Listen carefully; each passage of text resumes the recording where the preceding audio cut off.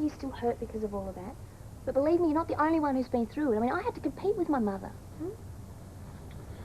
Guess I always had to live in Paul's shadow, too. You just don't realise how lucky you are.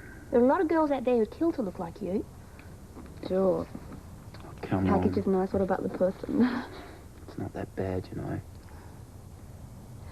Scott, I just never seem to meet any nice guys. You will.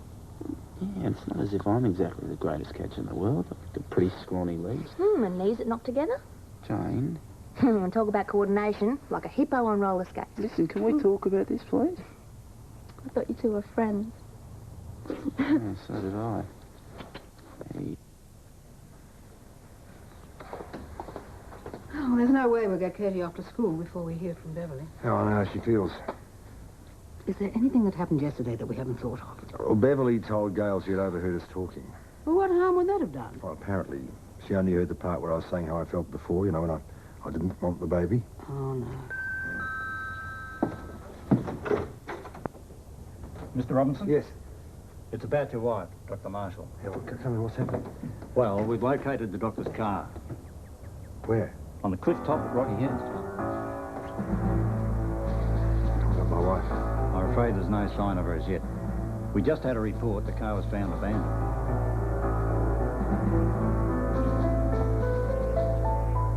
Neighbors, everybody needs good neighbors.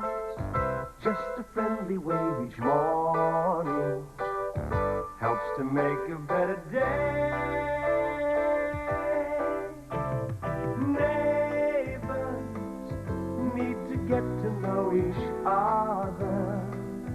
Next door is only a footstep away.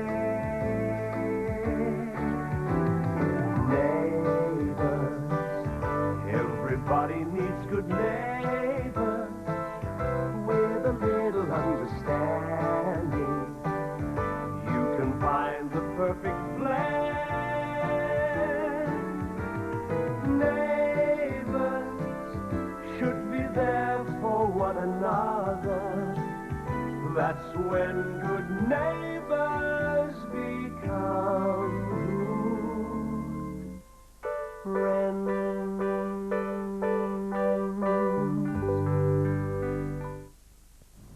Joining Wogan this Friday night, actor Martin Shaw. Then Edith entertains the troops. I want to be happy someday, happy, happy, relax, make you happy.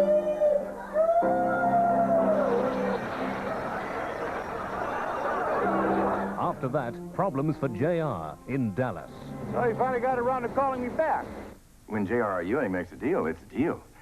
And if you don't like that, you could back out right now.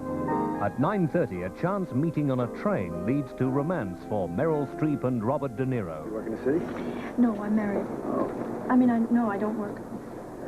Yeah, I'm married, too. Well, lots of people are. Yeah, I guess so. At 11:15, the fabulous Mondo Biondo, alias Bette Midler, brings you the best from cable TV, including dance from La La La Human Steps. It's all here this Friday night on BBC1.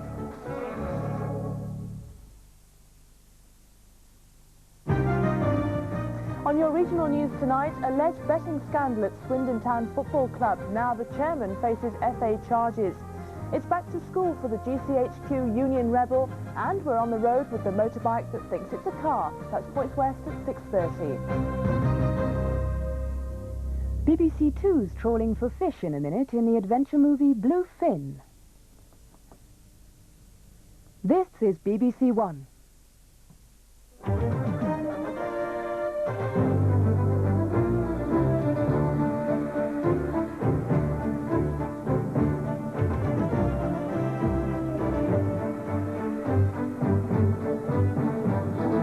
The 6 o'clock news from the BBC with Anna Ford and Andrew Harvey.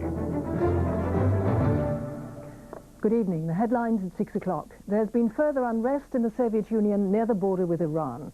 But Moscow says despite President Gorbachev's problems at home, he's still playing an important role in international affairs. Two of the big petrol companies put up their prices. They're blaming cold weather in the United States. The TUC backs the ambulance union's call for a 15-minute national protest later this month. Baby Anisha stays in prison. Her mother is refused bail but given leave to appeal. And the FA accuses the soccer manager, Lou Macari, of betting on the outcome of a match. The Soviet Foreign Ministry has confirmed that Mr. Gorbachev's meeting with Neil Kinnock was postponed because the president's schedule was too tight. The move led to nervousness on stock markets from Tokyo to London. But Soviet officials have been trying to play down the impression that the domestic problems dogging Mr. Gorbachev amount to a crisis for his leadership and his reforms. The most pressing one is Lithuania, where the Communist Party want to go it alone, splitting from the Soviet Communist Party. Mr. Gorbachev will discuss the issue during a visit there next week. Every day there are more examples of republics straining against Moscow's rule. Today there has been fresh unrest in Soviet Azerbaijan, where thousands of Muslims want the border opened with Iran. Apart from ethnic and nationality questions, Mr. Gorbachev is struggling with economic stagnation. From Moscow, Ben Brown. The new year in Moscow has brought queues that are as long as ever, with some shoppers reporting shortages worse than anything they can remember since the Second World War. Mr. Gorbachev is desperately trying to switch resources from heavy industry to the production of consumer goods, but so far there's little to show in the shops for the president's promises. Today's Soviet television news has shown riot police in the city of Sverdlovsk breaking up a demonstration against shortages. The local First Party secretary admitted the city could only provide half the basic food that its people need. So 1990 is a year many believe Mikhail Gorbachev will do well to survive as leader in his precarious balancing act between conservatives holding him back and radicals urging him on.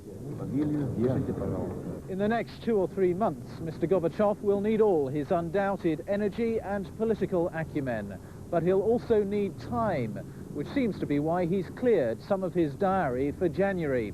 But today, Soviet government officials have been playing down talk of a heightened crisis for Mr. Gorbachev.